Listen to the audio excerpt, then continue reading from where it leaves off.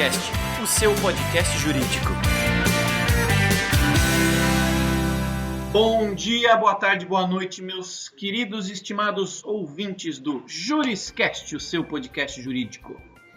Hoje estamos aqui, eu, Thiago Facchini, e o meu querido e inteligentíssimo escudeiro Antônio Neto. Olá. Oi, Thiago. Oi, Christian. Christian, seja bem-vindo ao Juriscast. Bem-vindo, sou muito bem-vindo, muito feliz de estar aqui. Boa tarde, Thiago. Bom dia, boa tarde, boa noite, né, para ser mais preciso. E bom dia, boa tarde, boa noite para ti também, Antônio. Obrigado pelo convite. Obrigado a você por estar aqui com a gente, né? Para quem está ouvindo o Juriscast pela primeira vez, esse aqui é um podcast jurídico. Você pode ouvi-lo a qualquer momento, em qualquer local. Por isso, bom dia, boa tarde, boa noite, onde quer que você esteja. Hoje estamos aqui com Christian e ele é conselheiro de reputação. Olha só que coisa boa, pessoal. E ele, tem especialização aí em escritório de advocacia. Já trabalhou com isso e, obviamente, vamos pensar no viés da reputação, na criação da reputação para nós profissionais da área jurídica. Então, após essa calorosa boas-vindas para o nosso querido Christian, queria perguntar, Christian, pedir para você, obviamente, rapidamente se apresentar e já engatar aí a primeira pergunta, né?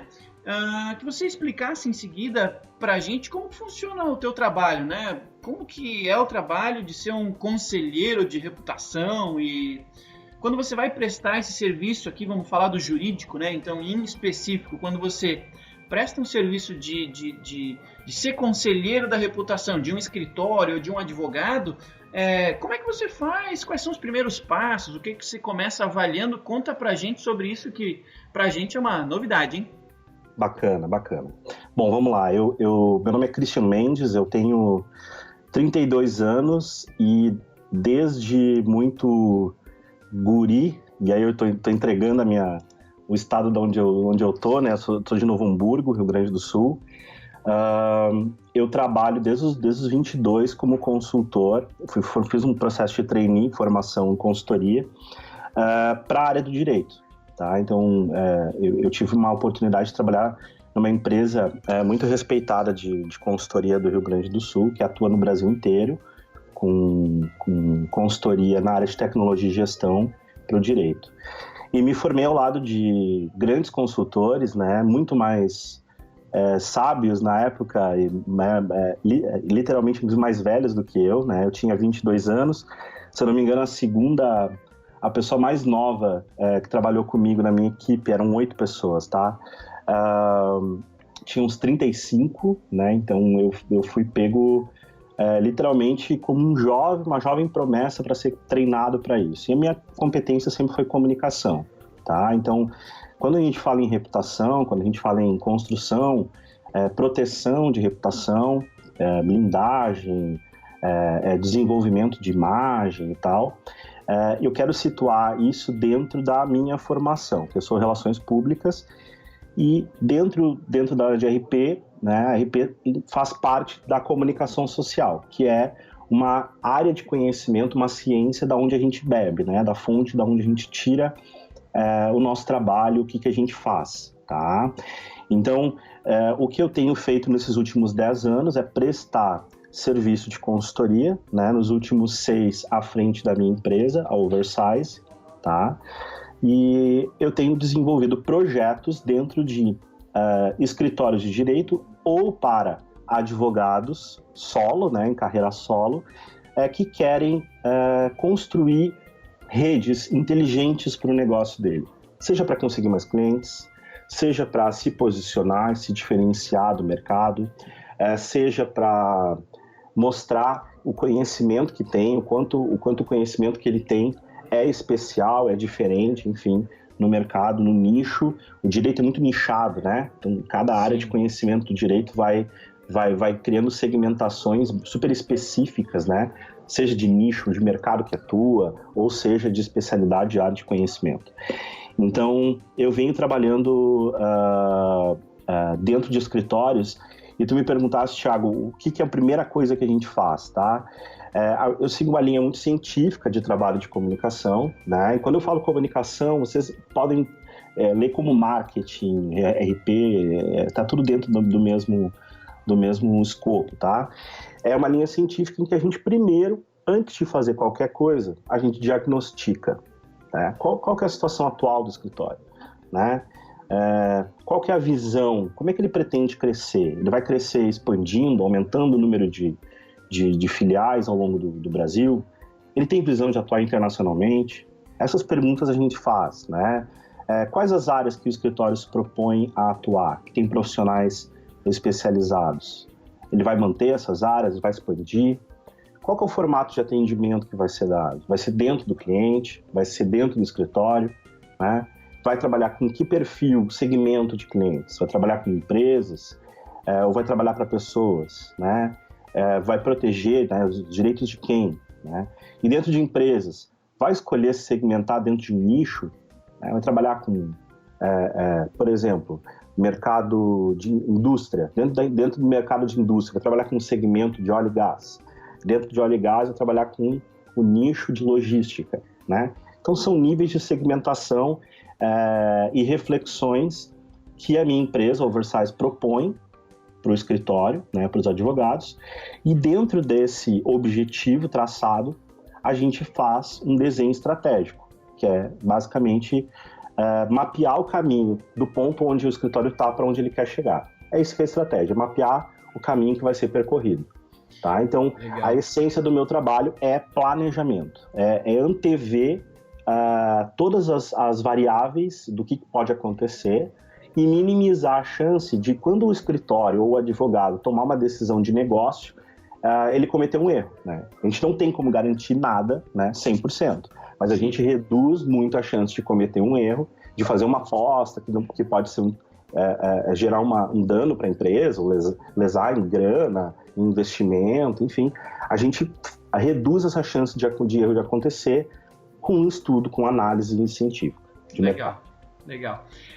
Christian, você falou aí bastante sobre planejamento, e quando eu penso na palavra, eu particularmente, né, na palavra reputação, eu associo diretamente a reputação com uma imagem, né, e consequentemente imagem para mim tem tudo a ver com comunicação e marketing, como você falou, estão aí dentro de uma mesma esfera, né? Então, dá para a gente considerar a comunicação, marketing, a reputação, né? A preocupação em ter uma reputação, uma imagem condizente com o que a gente quer repassar, né, para o mercado. Dá para considerar isso aí um investimento em marketing, comunicação como um todo, né? E isso, obviamente, pode refletir em percepção, óbvio, em captação de novos clientes também, posicionamento de mercado como um todo, né?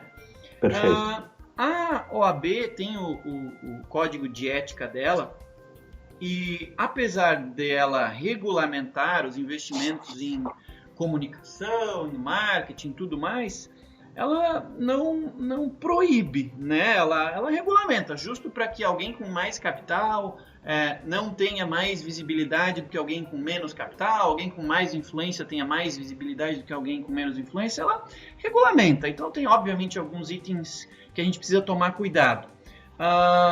De qualquer forma, assim, é possível sim fazer investimento em marketing, investimento em comunicação e em reputação nessa área. Só queria entender, na tua opinião, né?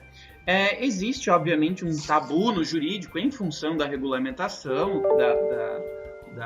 da OAB, mas esse tabu, ele é exclusivo por causa da regulamentação, na tua opinião? E 2, em comparação com outras áreas que não a do direito, isso ajuda, isso piora para o profissional, né? Dificulta o trabalho dele, ou permite que você faça uma estratégia ainda mais única, haja visto esse panorama único desse tipo de mercado?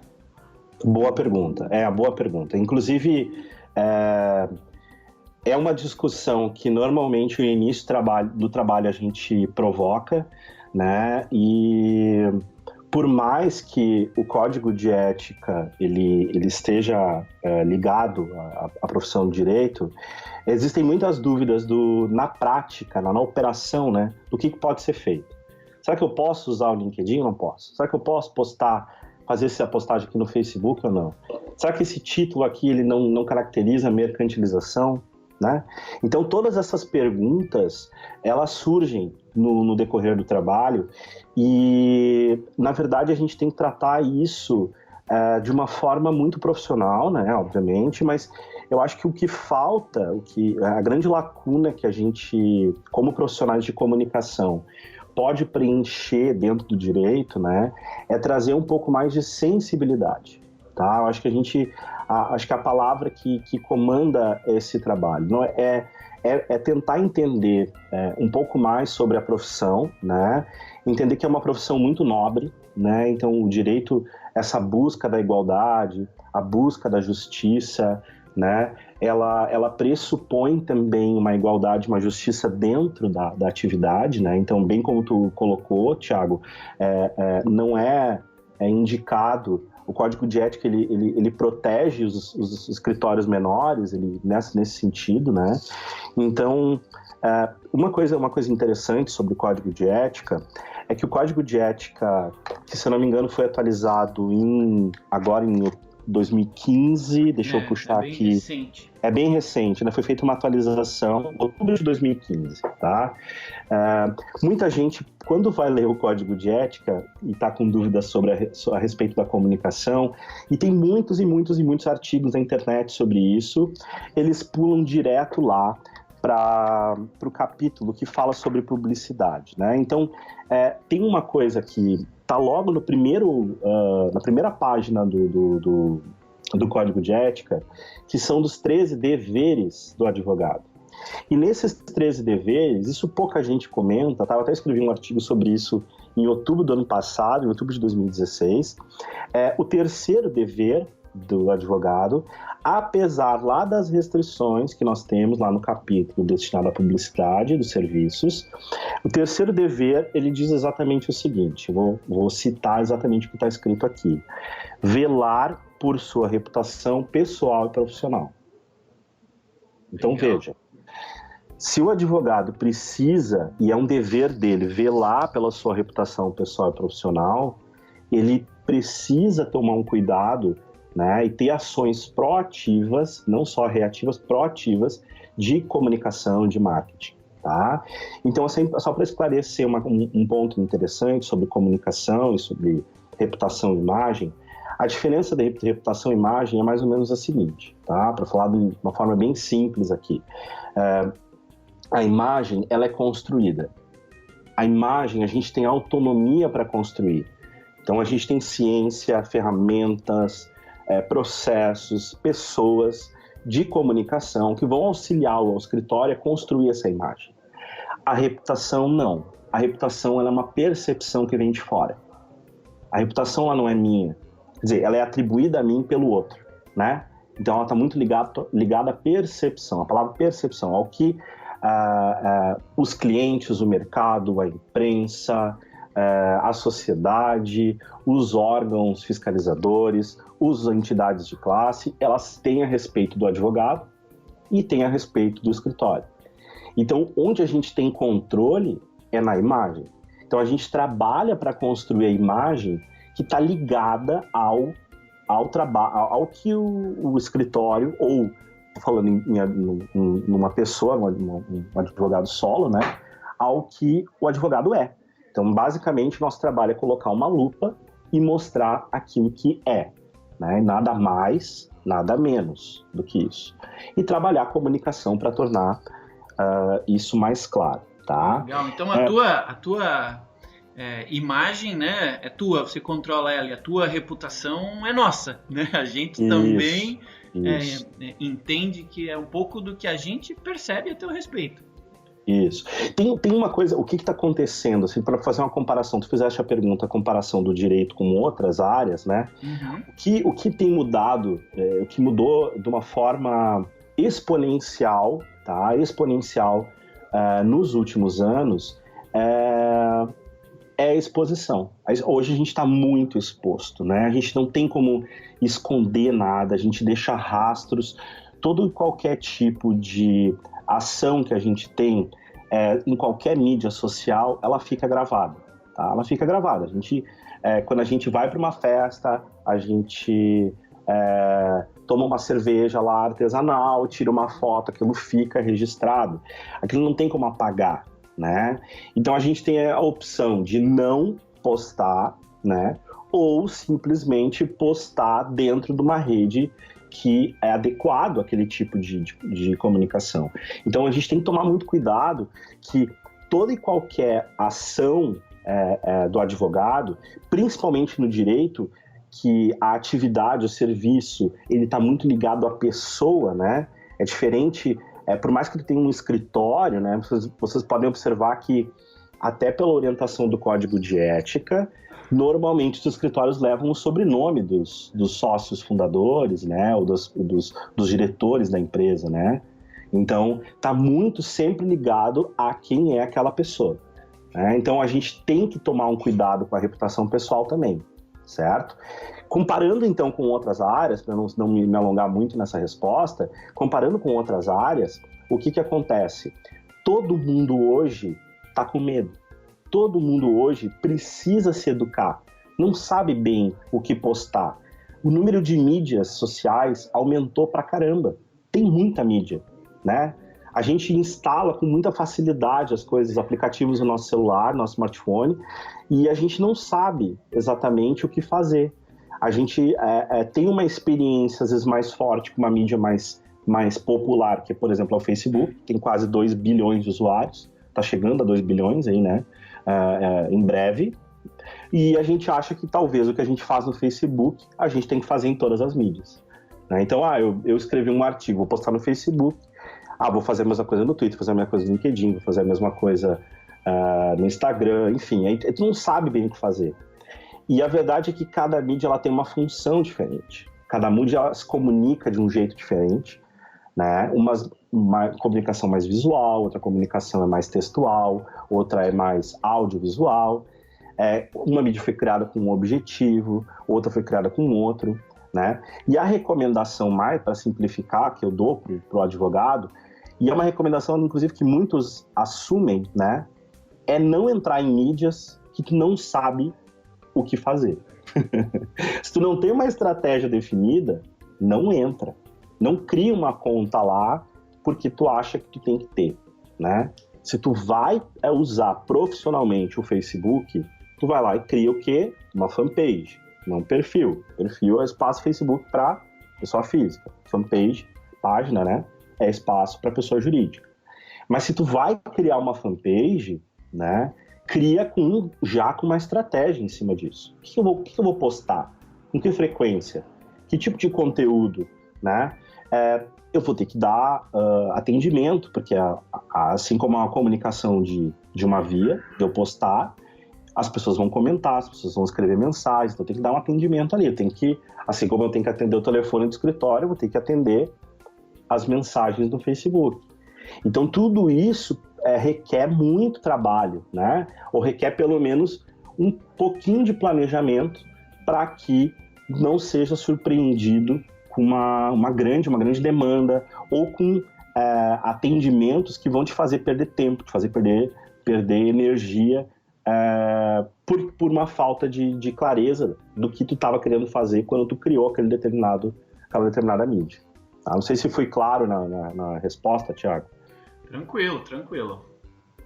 Christian, e falando em mídia, canais sociais, a gente fez um levantamento aqui na ProJuris no mês de março, o censo jurídico, onde a gente conversou com 391 profissionais do direito e eles responderam perguntas relacionadas a perfil, formação, atuação, finanças e tecnologia. Legal. E os números que a gente levantou, eles mostram que a rede social mais usada pelos profissionais do direito é o Facebook. São 48% contra 30% do LinkedIn. Quer saber se tu enxerga essa prioridade, um erro estratégico, em qual situação que é mais vantajoso estar presente no Facebook, qual situação é mais vantajoso se posicionar no LinkedIn. Uhum. Como é que tu enxerga isso? Eu acredito que o Facebook, ele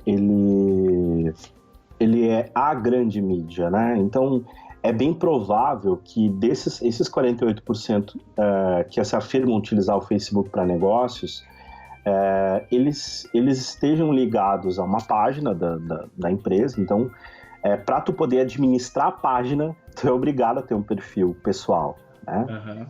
Então, eu não vejo como um erro estratégico, porque o que vai determinar se é um erro ou um acerto é o resultado que tu tem com cada mídia, né?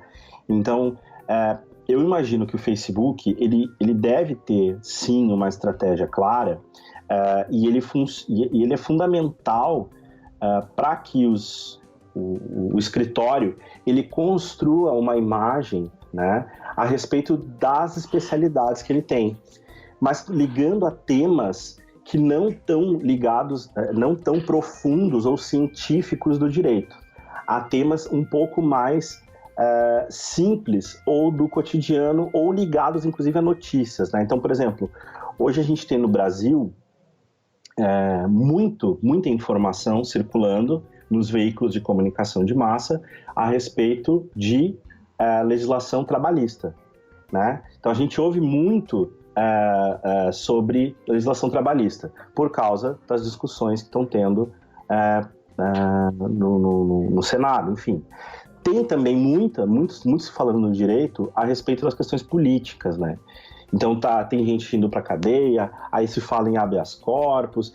Então a pessoa comum lá, né, que pouco sabe sobre direito, né, mas que um dia vai precisar, né, precisa contratar o serviço de um advogado, de um escritório especializado no que ele a resolver o conflito, enfim, o problema que ela quer resolver, ela já está começando a se acostumar a ouvir esses termos.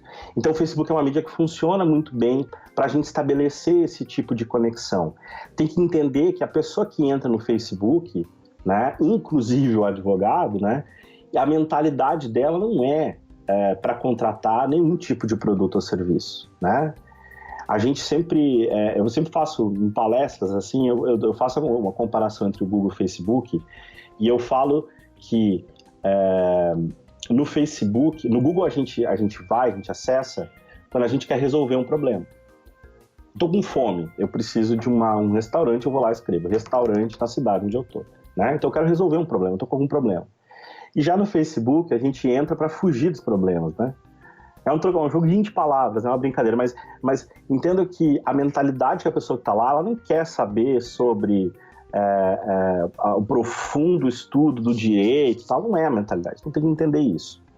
Já o LinkedIn, eu quero reservar um espaço especial para o LinkedIn, para falar sobre o LinkedIn, ele é a principal rede de negócios hoje do planeta, tá? Ela deve estar na faixa de 400 milhões de usuários no mundo, e ele só tem a crescer. Eu acho que o LinkedIn ele não deu grande boom no mundo, né? Então, já teve um crescimento e uma evolução da plataforma gigantesca, principalmente nos últimos 5 anos, tá? E ele é uma ferramenta que eu acredito ser essencial para qualquer profissional do direito ou qualquer escritório trabalhar, tá? Para quem não conhece ou quem não é íntimo da ferramenta, eu fiz algumas anotações aqui de coisas que são importantes para tu considerares ter um perfil no LinkedIn ou não, tá? Uhum. Ele permite integração, permite tu construir um perfil em mais de uma língua. Então, para escritórios que trabalham fora do Brasil, isso é importante. No Facebook a gente não tem essa possibilidade, tá? Ele tem integração com o SlideShare, que é uma rede social de apresentações. Então a gente pode colocar apresentações tanto do escritório ou apresentações sobre temas jurídicos, de conteúdo jurídico lá. Isso é integrado. O SlideShare foi comprado pelo LinkedIn há um tempo atrás. Ele permite a coleta de depoimentos profissionais, né? Então tu pode ter depoimentos ligados ao teu perfil, atestando o conhecimento, a experiência e a tua capacidade como profissional, tá? Lembrando que mesmo que seja um escritório, muito da imagem do escritório é um composto da imagem de um conjunto de advogados, né? Então tá ligado à imagem pessoal. E tu consegue também fazer um referenciamento de competências, né? Tu vai lá e te diz quais áreas, por exemplo, do direito tu é competente e a tua rede, o próprio LinkedIn estimula isso automaticamente, o algoritmo, o robozinho dele lá, estimula que as pessoas te credenciem por essas competências. Então tu vai ter lá o número de X pessoas dizendo que tu é especialista em direito imobiliário, né, que tu entende daquele assunto. Então isso é muito importante. Só que isso é uma coisa orgânica, isso é uma coisa que leva tempo, né? Então um bom perfil do LinkedIn, para ele se construir e ter valor, ele precisa de meses, anos assim, de cuidado, né? A gente tem que cuidar sempre. Mas para encerrar, então, dentro dessa questão de qual mídia é mais importante, eu acho que toda vez que a gente for pensar em mídia, em comunicação, a gente tem que se fazer duas perguntas, que é, com quem que eu quero falar, para quem que eu estou escrevendo, quem é o meu público, né? E quando eu digo público, eu não estou falando só do cliente, estou falando do modo geral, né? Com quem eu quero me comunicar, tá? E em que mídia essa pessoa está. Então, a mídia mais importante ou a menos importante vai depender de quem é o público e onde esse público está lendo, onde ele está se informando, onde ele está passando mais tempo navegando, acessando, né? Então, essas duas perguntas, elas funcionam hoje, vão funcionar nos próximos 50, 100, 500 anos, né? Então, atestar assim, tal mídia é boa, tal mídia é ruim, usa essa, não usa aquela, isso é efêmero, né? Então, daqui a 1 ano, 2 anos, você que está ouvindo esse podcast daqui a 2 anos, por exemplo, né, vai perceber que muita coisa mudou. Muito dos números que a gente trouxe aqui mudou, né? Então, o que eu procuro ensinar e passar um conhecimento, inclusive para os escritórios aprenderem a refletir sobre a comunicação sem depender de mim ou da minha equipe, né? Eles precisam entender a lógica por trás, porque isso é uma informação vital para o negócio deles, né? Ele tem que ter uma visão de gestor, de administrador, mesmo que ele seja um técnico, né? Quando eu digo técnico, não de curso técnico, é alguém com conhecimento ultra específico, né? Então ele tem que enxergar o escritório como um negócio, como uma empresa. E para tal, ele tem que ter competências na área financeira, né? Competências na área administrativa, competências na área de recursos humanos, competências na área de marketing e também competências na core competence dele, que é o direito. Certo? Legal. Bom, a gente está falando aí de redes sociais, então eu vou aproveitar o ensejo. No censo jurídico aí 2017, que a gente executou aqui no ProJuris, a gente também perguntou para esses advogados que responderam ao censo como que é a forma de utilização deles, profissionalmente falando, né, de uma outra ferramenta social digital muito popular no momento, que é o WhatsApp, né? Então a gente perguntou para esses advogados como que eles usavam, quantos deles utilizavam profissionalmente o WhatsApp, né? E 90% deles responderam que utilizavam sim o seu WhatsApp para fins profissionais. E nesse tipo de ferramenta, né, a gente vê muita gente com medo e ao mesmo tempo vendo como uma oportunidade usar o WhatsApp lá no seu escritório, na sua atuação pessoal. Como é que você, enquanto especialista, né, em comunicação, principalmente em reputação, como é que você imagina que deve ser o posicionamento de um advogado ao estar aí suscetível ao uso, né, a tendência de uso do WhatsApp, como esses outros 90% que afirmaram que é comum, né? O que você pensa com relação a esse posicionamento nessa rede, digamos assim? Tá, aqui é um ponto bem importante. Eu acho que é um problema. O WhatsApp, ele é um problema. Ele pode ser uma solução, pode ser um problema, dependendo de como é que a gente lida com ele, mas ele normalmente, ele tem que ser tratado com muita cautela, tá? Antes de falar do WhatsApp, a orientação que a gente normalmente dá é só entrar em mídias, tá? Só passar a utilizar mídias que tu tem condições de atender. E atender dentro da característica da mídia, certo? Pensem comigo, a gente nunca ia colocar um telefone no nosso escritório e não ter um telefonista para atender, certo? Ou pelo menos uma secretária eletrônica ali, né? Certíssimo. Né? Então, é óbvio, isso é evidente para nós, né? Agora, no WhatsApp, quando tu dá o WhatsApp, normalmente é uma mídia pessoal, ele tá dentro do smartphone pessoal do advogado, tá? E o cliente, quando tu tem um WhatsApp, como a gente não tem uma clareza, né? Como normalmente a gente não dá limites para o cliente de qual horário, tu não tem horário comercial, não sabe exatamente que tipo de pergunta pode ser feita ou que tipo de pergunta não pode ser feita pelo WhatsApp.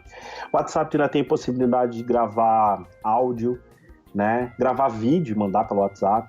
Então, esse tipo de atendimento profissional feito pelo WhatsApp, ele tem gerado muita discussão nos escritórios que eu atendo, tá? É um pepino, é um grande problema, é difícil de se resolver, porque o que a ideia inicial, que é facilitar o acesso à informação, né? Para isso que a gente adota o WhatsApp, né? É para facilitar a comunicação com o cliente, não é para prejudicar, certo? Ele acaba criando uma série de problemas quando mal utilizado. Então, o que a gente recomenda? Se tu vai ter o WhatsApp para atender, estabelece alguns limites com os teus clientes. Olha, eu vou atender de tal a tal horário. Esse tipo de assunto eu trato no WhatsApp. Esse tipo de assunto eu não trato no WhatsApp, certo? Imagina médicos, eu tenho uma boa parcela da minha carteira de clientes que é da área da saúde, porque eles têm o mesmo problema, o mesmo problema não, o mesmo desafio, vamos chamar assim, de fazer uma comunicação sem ferir o código de ética, né? Acho que acredito que os médicos, né, profissionais da saúde também têm, assim como existe no direito, a sua entidade que os protege. De fato, o código de ética da OAB não permite nem recomenda que o advogado preste uma consulta, assim como um médico, sem ser no seu escritório, né, ao vivo e tal. Exato. Então, acho que é esse o ponto, né? Então tu imagina, médicos também estão tendo esse problema. Imagina uma mãe uma coisa super simples, tá? Ela leva o filho no pediatra, e aí ela fica com o WhatsApp do pediatra, certo? Aí no sábado à noite, uma hora da manhã de sábado para domingo, ela manda uma mensagem pro pediatra, dizendo: meu filho tá com febre, acabei de medir aqui. Olha o que desencadeia esse tipo de ferramenta, entendeu? E se ele não responde, o que acontece, né? Se não responde, a pessoa vai ter que fazer o que ela faria normalmente, que é ir até um pronto atendimento, de acordo com o plano de saúde dela e tal, né? Mas se responde, também pode ser um problema.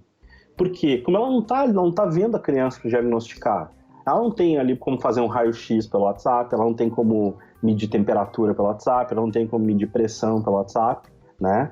E essas informações são muito importantes antes que tu dê uma orientação, um prognóstico, né? Então, da mesma forma, o direito, né, trabalha com informação, é a matéria-prima do direito. Então, às vezes tu dá uma orientação e por ser uma mídia que tu tem um pouco menos ou um pouco mais de facilidade de escrever, tá na mão e tal, tu pode escrever alguma coisa, uma orientação que não é bem aquilo ali, ou que pode produzir prova contra o escritório, entende?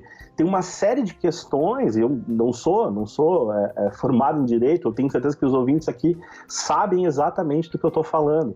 É uma grande discussão. Então, eu acredito que para adotar o WhatsApp como ferramenta de atendimento, tem que ter limites, tem que ter regra, como todas as outras ferramentas até então a gente tem, né? Por exemplo, quando alguém envia um contato via site, as empresas elas têm uma política de responder em até tanto tempo. A mesma coisa o WhatsApp. Tu pode ter um WhatsApp do escritório, mas talvez não tenha um WhatsApp do advogado direto, né? Imagina, ele está numa audiência, ele recebe daqui a pouco uma informação de um cliente, ou ele recebeu, mas ele não leu. E aí, como o cliente mandou e tem o horário registrado, ele fica com a responsabilidade de ter recebido aquela informação, entendeu? Então, tudo isso pode ao invés de facilitar o atendimento, que é para isso que a comunicação serve, né? Comunicação vem disso, de tornar comum. Comunicação vem de tornar comum. Facilitar esse fluxo, ele pode gerar ruído, ele pode gerar dificuldade de compreensão, ele pode gerar um problema. Então, muito cuidado, assim, né? E eu sei que eu utilizo o WhatsApp, mas eu utilizo o WhatsApp também para atender meus clientes dentro de um acordo que eu pré-estabeleço. Olha, o WhatsApp vai funcionar assim, assim, assim. Eu não vou te atender pelo WhatsApp, eu não tenho obrigação de te responder por ali. Então, se tu quiser me mandar, quando eu puder, eu olho. Então, é um acordo que a gente vai estabelecendo cliente a cliente. Mas o correto é a gente ter um desenho de processo de atendimento e tentar fazer com que o nosso cliente entre dentro da nossa metodologia. Então, se o nosso método é atender o cliente dentro de uma sala de reuniões no nosso escritório, a gente tem que orientá-lo a ir para a sala de reuniões e não fazer consultas pelo WhatsApp, certo? Legal, e eu acho que acredito que esse exemplo que você citou aí, né, da tua atuação com o teu WhatsApp, é um exemplo que corrobora a tua afirmação inicial de que comunicação e reputação, né, precisam de planejamento, né? Avaliação Perfeito. Se aquela rede ou aquele canal de fato é passível de entrar aí dentro do hall de canais de atendimento, canais de comunicação com a qualidade que você deseja, que você seja visto e percebido, né? Que isso tudo faz parte da tua reputação. Então, acho que é uma comprovação de que o planejamento e, claro, né, no teu caso, o apoio de um profissional na área são imprescindíveis para a gente começar e fazer algo da maneira mais correta e principalmente mais útil, né, possível, para que de fato isso se torne rentável e produtivo ao invés do contrário, né? Tem uma coisa, Thiago, é verdade, é exatamente isso. E tem uma coisa que eu quero acrescentar aqui que é bem importante. Agora eu me lembrei disso, e é vital a gente ter consciência de uma coisa. Durante muito tempo, não ter tempo para atender, demorar para atender, levar um tempo para que as pessoas te atendessem, era sinônimo de agenda ocupada, e sinônimo de agenda ocupada era sinônimo de competência, certo? Dá para se dizer isso, é uma premissa, né? Muita gente criou essa imagem de que, olha, o Thiago é um cara muito ocupado. Pode mandar o WhatsApp para ele, mas ele não vai atender, porque ele é um cara realmente muito competente, a agenda dele está lotada de atendimentos. Só que isso hoje é muito feio. Para não dizer que é uma falta de respeito, né? Isso não pega bem, tá? Essa imagem de que eu demoro para atender porque eu sou muito bom no que eu faço, o cliente tem que esperar, volta aquilo que eu falei, né? Antes no início, né? Que falta um pouco de sensibilidade para cuidar da comunicação, tá? A gente pegando até o gancho de um podcast que vocês falaram sobre a mulher, o papel da mulher no direito, né? Eu acho que mais da questão do papel da mulher, a gente precisa um pouco mais do feminino na comunicação, que é a visão da sensibilidade, do cuidado, da atenção, do carinho. As pessoas querem ser tratadas, elas agem da forma como elas são tratadas, né? Tudo é uma reação. Então a gente não pode ter um canal, né, gente, e não atender por aquele canal. A gente não pode ter um e-mail e não responder, né? Não importa se é cliente ou não é cliente, se está pagando ou não está pagando. Eu acho que é uma questão de respeito, uma coisa que vem de berço, não tem nada a ver com política comercial, atendimento só da empresa. Claro que tem, mas tem que ser um pouco mais de cuidado. Então, para a gente não errar, ou para evitar cometer muitos erros nessa área, que eu sempre recomendo o seguinte, vou repetir, né? Eu já falei isso 2 vezes, mas eu vou repetir a terceira, porque eu quero que todo mundo grave isso, que isso é muito importante. Se tu não sabe o que tu vai fazer com determinada mídia, não usa, não entra nela. Agora, se tu entrou e tá utilizando, tá dando esse atendimento, atende bem por ali. A pessoa tem que ser tão bem atendida pelo WhatsApp quanto ela é bem atendida dentro de uma sala de reuniões, dentro do escritório. Legal. O Christian, agora mudando de assunto, né? Vamos partir do WhatsApp para a grande mídia. A gente tem vários exemplos no Brasil de profissionais que construíram uma reputação por meio de estratégias de marketing mais, como eu posso dizer? Pessoal, né? Audaciosas, assim. Ah, entendi. Uhum.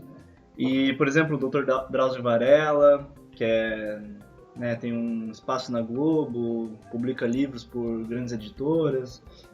Tem o Alexandre Rossi, que é o Dr. Pet. Enfim, vários exemplos nesse sentido de profissionais que construíram uma imagem com estratégia de marketing grande, digamos assim. Uhum. E eu queria saber, trazendo para o universo do direito, né?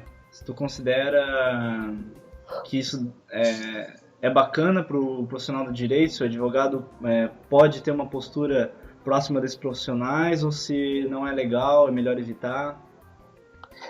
Eu acredito que tem que ter muito cuidado, né? Porque nem tem coisas que o Código de Ética do Direito diz, está escrito, mas que dão margem à interpretação, né? Então, a gente tem que tomar muito cuidado, porque, às vezes, tu não está ferindo o Código de Ética, né? Fazendo um trabalho como esse, mas tu está criando uma reputação dentro do teu mercado ruim, né? Uhum. Então, eu vou dar um exemplo aqui, não dentro da área do direito, mas de uma área... na área médica, tá? Você falou em exemplo de 2 doutores, tá? Vou fazer um teste com vocês dois, Antônio e Thiago. Quando Certo. eu falo cirurgia estética, cirurgia reparatória, tá? Que nomes que vem à mente de vocês? 2 nomes. Quem são os médicos que trabalham com estética? Dr. Hollywood? Dr. Ray. Dr. Ray é um deles. Não tem nenhum outro aqui no Brasil, vocês lembram? Tem As mulheres falam que a Sina, esse aqui é um trabalho feito pelo doutor... Boa pergunta, não sei o que. Não lembra? Como? Pitangui. Pitangui, esse aí. Isso aí. Não conhecia. Olha só, eu gosto muito do exemplo do Dr. Ray, Dr. Hollywood e do Pitangui, tá? Dr. Pitangui. Dr. Pitangui, inclusive, faleceu ano passado. Ele deixou de atuar, né? Mas ele tem uma clínica que leva o nome dele, que continua trabalhando em cima da imagem, da credibilidade que ele construiu ao longo do tempo. Eu gosto muito do exemplo do Dr. Ray e do Dr. Pitangui, porque eles são 2 expoentes dentro da mesma área. Eles estão no mesmo nicho, de cirurgia estética. Mas olha que curioso. Para quem não sabe, tá? O Dr. Ray, ele é um profissional, ele é brasileiro, e ele foi para os Estados Unidos, e ele ficou conhecido aqui no Brasil, se eu não me engano, pela Rede TV, tá? Um canal de televisão, com um programa chamado Dr. Hollywood, em que mostra ele fazendo operações em Hollywood, Celebridades, tal, celebridades e tal.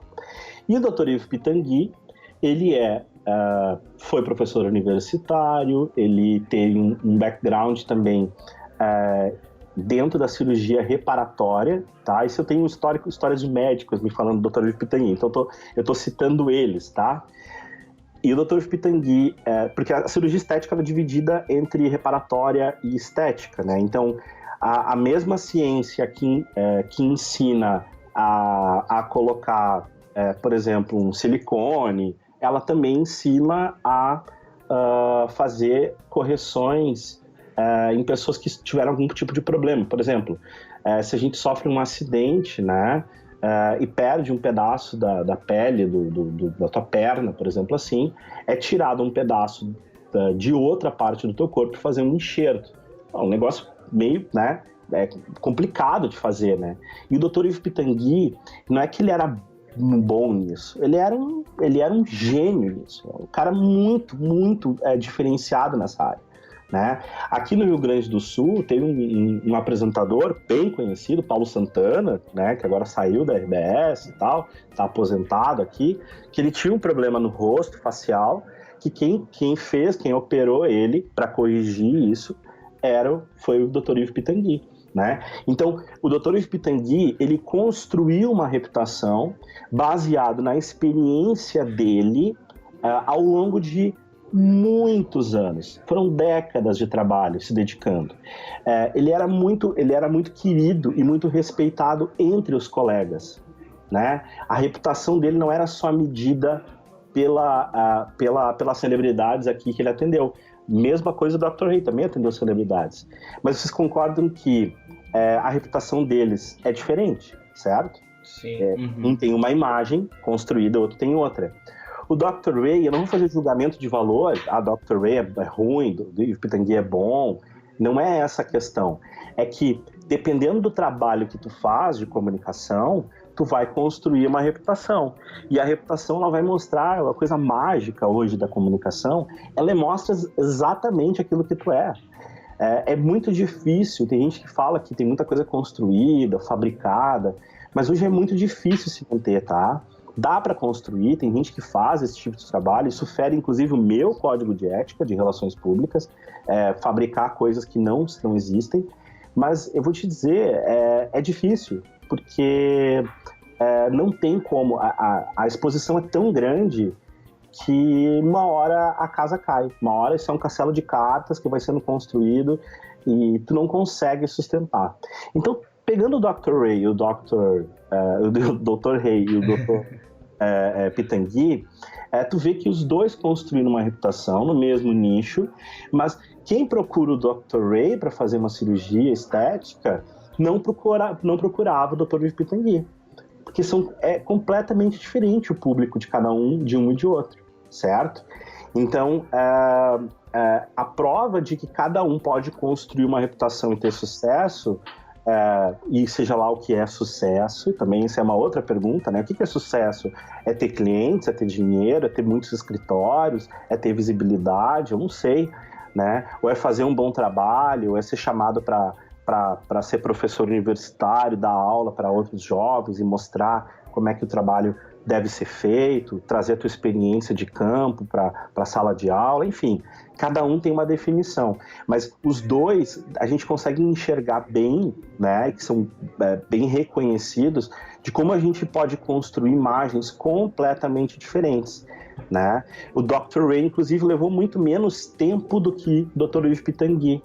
Talvez por isso a reputação do Yves Pitangui, ela não só tenha dado a ele muito em vida, né, enquanto ele estava vivo, como depois da morte dele, né, o consultório dele continua operando com a marca Yves Pitangui. Então, tem cirurgiões estéticos lá que foram treinados por ele e que a gente imagina que operam dentro da mesma metodologia.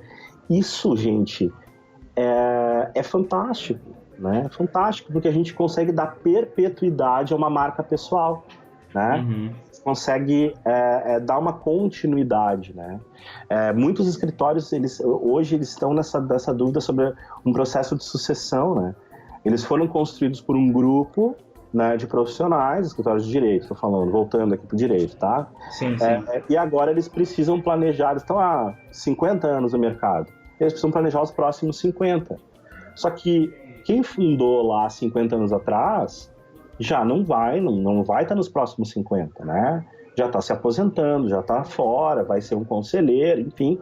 E é uma nova geração que vai ter que assumir as rédeas do negócio, que vai ter que conduzir para um novo público, para um novo mundo, um novo cenário, né? Então, essa preocupação de como é que agora a gente utiliza a imagem do fundador ou dos fundadores do escritório para poder capitalizar essa imagem. Como é que a gente faz essa passagem de bastão? Não é simples, tá? Não é muito simples. Então, não é simples, mas existe método para isso, né? Existe jeito de construir isso. Prova tá aí, é o Dr. Yves Pitangui, né? Então, eu acho que é um caso interessante de se estudar, de poder analisar, para poder, inclusive, aprender muito com a forma como as coisas foram construídas.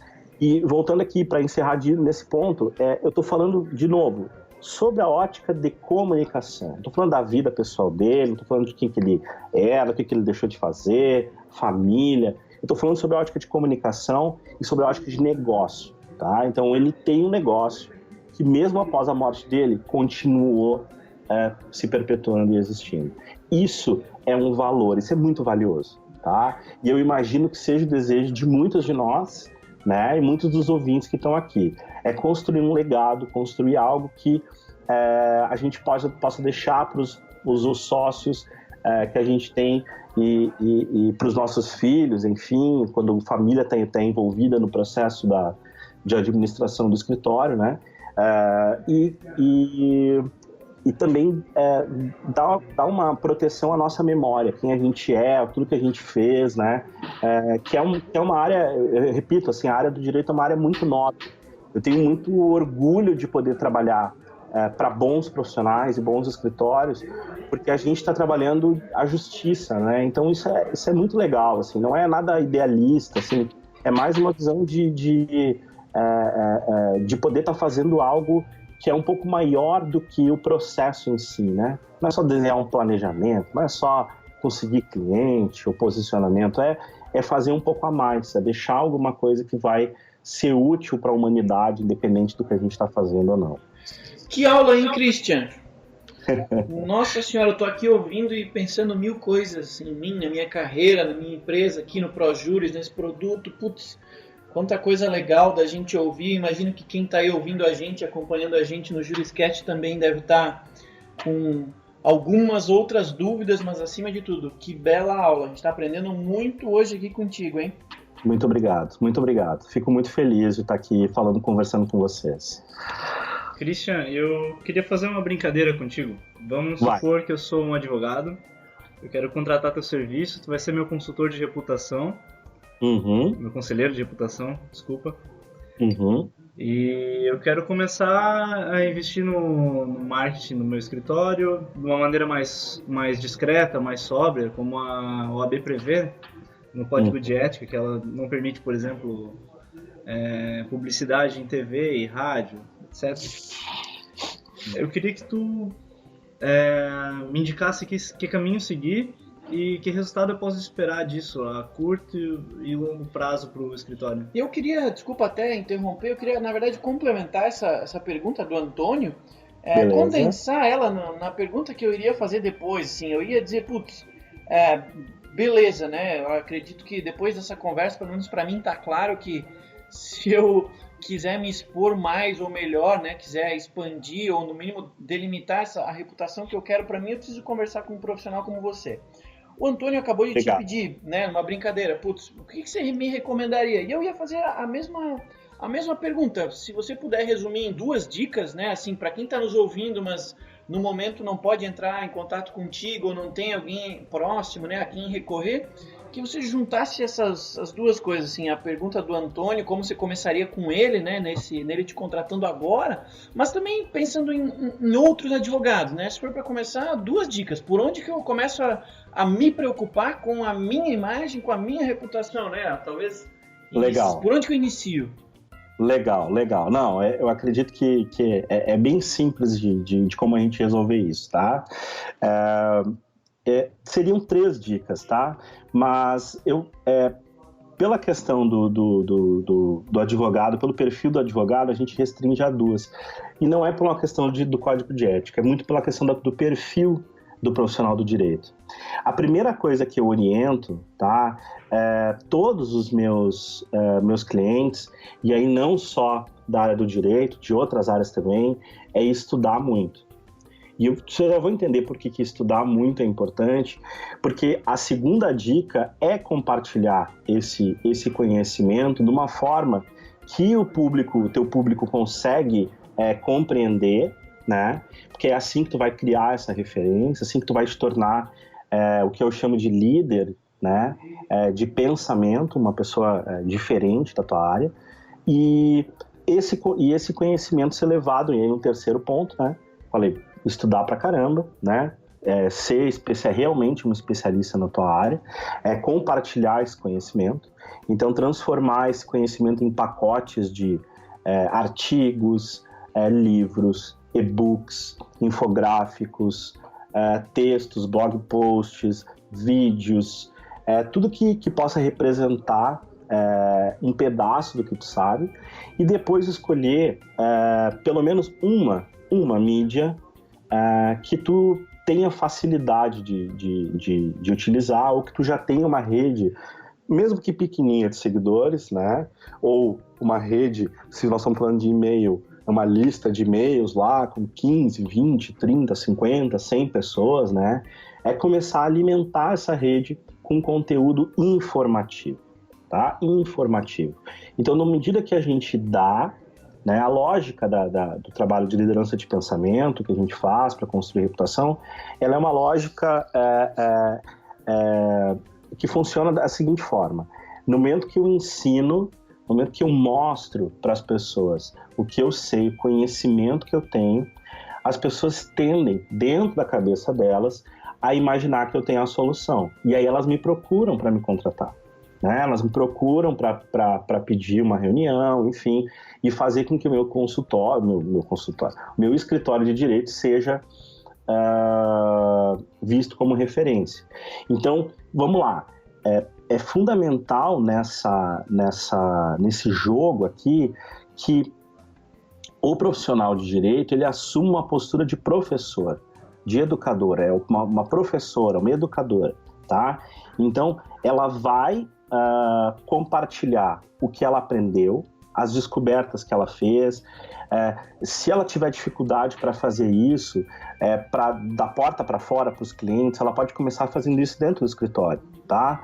Ela pode montar mini palestras sobre temas práticos. Por exemplo, ela descobriu que dentro das audiências que ela tem feito nos últimos 3 anos, tais e tais e tais coisas são importantes. Então, monta uma palestra, monta uns slides e tal, reúne a tua equipe ou reúne a equipe do escritório inteiro e ensina, exercita essa habilidade de didática, de passar o que tu aprendeu, de mostrar que tu sabe, tá? Isso vai te preparar para o que vem depois, né? Que aí depois é escolher uma mídia, tá? Ou no mínimo uma, mas eu prefiro que a gente faça sempre uma bem feita do que sair fazendo um monte de coisa ao mesmo tempo, tá? Então vamos pegar aquele advogado solo, ele não tem verba para investir, ele está começando o escritório. Escritórios de direito são normalmente negócios que têm um payback de 3 anos, né? Então tu passa 3 anos trabalhando, construindo carteira de clientes, para lá tu começar a ter retorno do teu investimento, né? Isso é comum, né, no direito. Então, começa a produzir, a entregar conhecimento, a mostrar um pouquinho do que tu sabe, né? Mas assim, faz um planejamento de fazer isso por muito tempo, tá? Não é um mês, é 1 ano, 2, 3, 5, 10 anos. Te compromete a fazer isso, tá? Determina uma frequência de como é que isso tem que acontecer. Talvez isso aqui é a maior lição que eu posso dar para vocês e que poucas faculdades de comunicação falam sobre isso, a gente acaba aprendendo isso no mercado, tá? Resultado em comunicação se tem com frequência, tá? Não é criatividade, não é ângulo diferente, não é frequência. É uma coisa feita durante muito tempo, mas toda semana ou todo mês ela vai produzir mais resultados do que um escarcéu, né? um movimento, assim, um tsunami de comunicação que tu faz num mês só. Tá? No direito isso não acontece muito por causa da questão do código de ética, né? O código de ética impede que isso aconteça, né? Mas vamos fazer uma reflexão aqui, pensar um pouquinho fora do direito.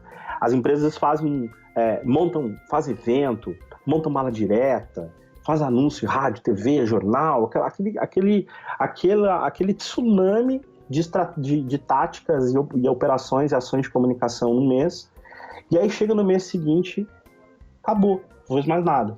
Passa um tempo sem fazer nada. Isso é muito ruim para a comunicação. É horrível para a reputação, tá? Importante é tu fazer uma coisinha bem feito, começa fazendo coisas que tu tem tempo, que tu consegue atender e que tem dinheiro para poder bancar, para poder pagar. Né? Tem que ter um plano orçamentário nessa história toda, né? Para poder financiar.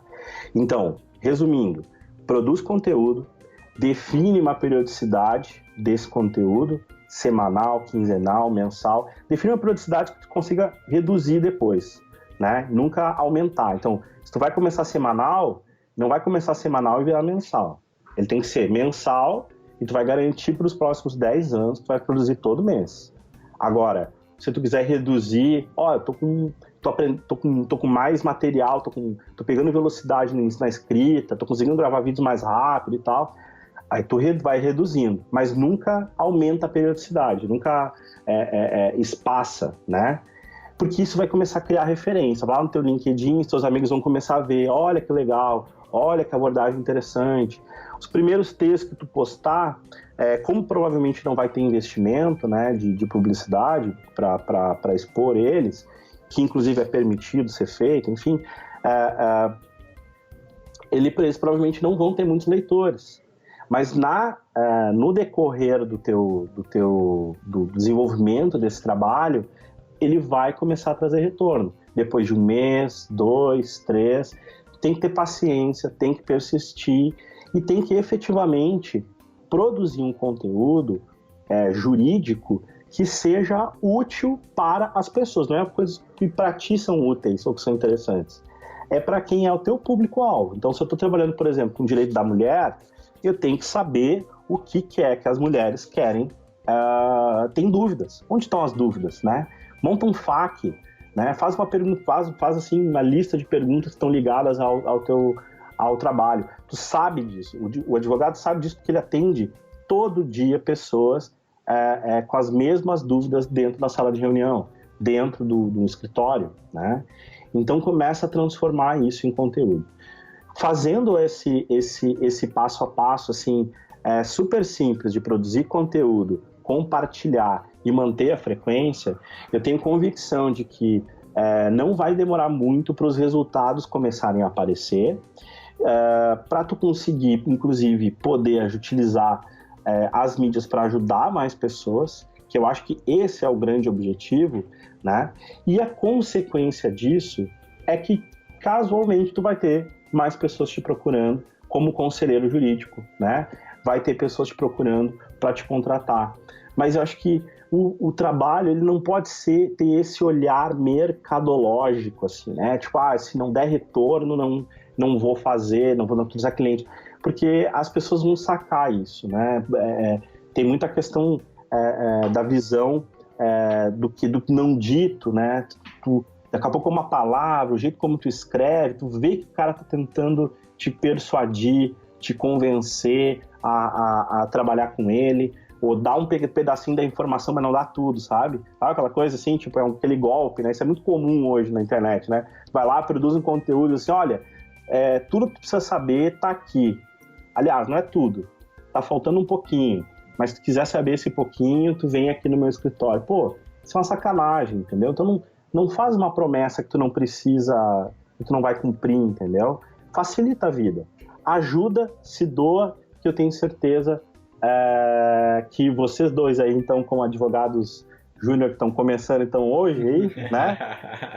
Vão conseguir, ao longo do tempo, você tem que pensar assim, ó.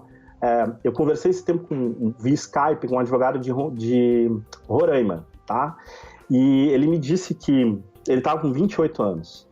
Eu falei assim, cara, tu imagina o seguinte, pensa 20 anos na tua frente, com 48 anos. Vai estar na idade do auge da carreira do advogado. Já está com barba, cabelo branco, né? E aí com 20 anos de experiência, mais de 20 anos de experiência no direito. Imagina a quantidade de conteúdo, se tu decidir produzir mensalmente, tu vai ter. São 52 textos no ano, né? Tu multiplica isso por 20 anos, me ajudem aí, dá 1.000 posts, mais de 1.000 posts, mais de 1.000 textos escritos. A tua opinião, ela acaba virando um legado para a comunidade jurídica, poder debater, tu está promovendo debate, tu está promovendo discussão, tu está facilitando. Então isso vai muito além de ganhar dinheiro ou não, conseguir cliente ou não. Isso vai simplesmente de uma generosidade e que é sobre isso que o Código de Ética fala. Eu sou muito a favor do Código de Ética, eu apoio o Código de Ética de Direito. Inclusive, até para encerrar, eu queria dizer uma coisa. Acho que o Código de Ética de Direito deveria ser seguido por todas as profissões. Tá? Acho que todo mundo deveria trabalhar assim. tem muito mais respeito no ser humano, no profissional que está do outro lado, quando tu trabalha com uma ética que não é tão voltada a persuadir, convencer, né? Ou utilizar de mecanismos que a gente sabe que o marketing, né, e a publicidade bebem na psicologia, bebem na sociologia, na antropologia, e entendem um pouco do ser humano para poder utilizar isso para ganhar dinheiro, para fazer negócio, né? Sim. E ganhar dinheiro é muito bom, o lucro é muito bom, é importante ter, mas a gente não precisa... O jeito como a gente vai fazer isso, ele é um jeito que eu gosto muito do jeito como o Código de Ética do Direito defende. Acho que deveria se defender, acho que não deveria abrir, tá? É meu posicionamento, eu acho que não deveria abrir. E eu digo mais, acho que outras profissões, a minha, outras profissões, deveriam assumir esse código de ética como o seu também. Porque a gente teria um mercado um pouco mais sincero, menos picaretagem, menos gente tentando enganá-lo, ludibriar, prometer coisas que não vão ser cumpridas, entendeu?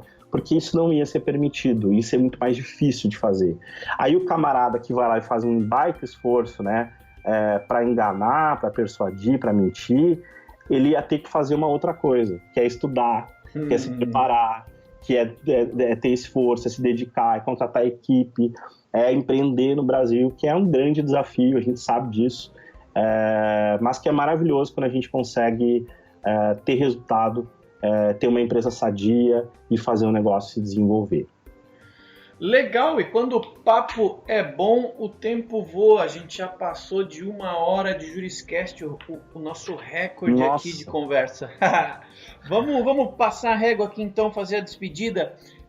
Como é que a gente faz, Christian? Para quem ouviu aqui o Juriscast com a gente, acompanhou, gostou do que ouviu, está com a cabeça cheia de dúvida, como é que a gente faz para te encontrar? Quais são os teus contatos? Como é que a gente se aproxima de você e garante assim uma reputação, uma melhora na sua reputação constante e recorrente? Fala pra gente. Vocês podem entrar no site da Oversize, tá? É Oversize, OVERSIZE, tá? Oversize.cc, 2 Cs.